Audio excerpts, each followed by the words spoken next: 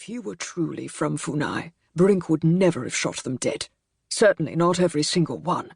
The Indigenists are trained never to harm the Injos Bravos, only to scare them away. Audiombo looked away with tired eyes. Die if you must, he said, almost to himself. But do no harm. I'm sorry. You're right, said Vedala. We still need to discuss our unfortunate Sergeant Brink, and I'll need both of you to help with the examination, at the very least as a sanity check. Nidhi Vedala could feel that her team was balanced on the knife's edge of panic. They had all silently realized that they'd been abandoned by their native guides. All were mulling the constant threat of another attack. The situation was bleak, even without factoring in the existence of a deadly contamination event somewhere ahead of them. Quietly, Vedala was also considering the repercussions of missing today's noon communications rendezvous with General Stern.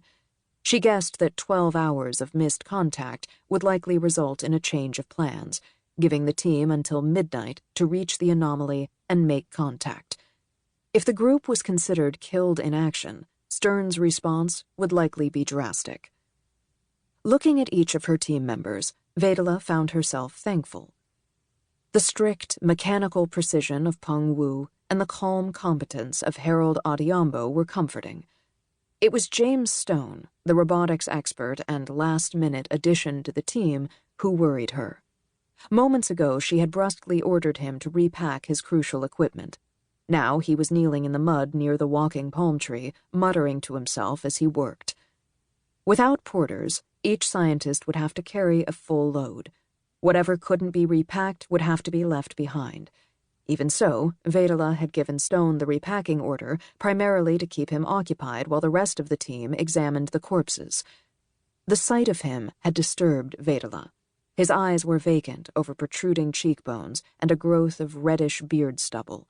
He had been rubbing his face and speaking in low tones about nightmares of blood like dust on the wind.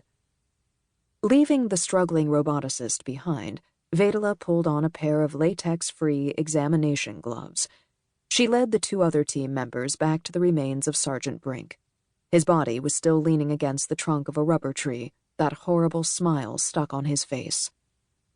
As part of standard training, every member of the Wildfire roster had of course studied the incident in Piedmont. One of the first observations of the original field team was that the corpses did not bleed. And here, in the deep jungle more than 50 years later, Vedala found herself recreating a field experiment she had only read about in historical case files. With a scalpel, she drew a line across Brink's muscled scapula, exposing the bone of the shoulder blade just below the pre-existing wound. Peering into the clean, razor-sharp lip of the incision, Vedala could see each layer of the dermis in perfect relief, from the tan surface of the epidermis to the pale white dermis to the fatty yellow hypodermis.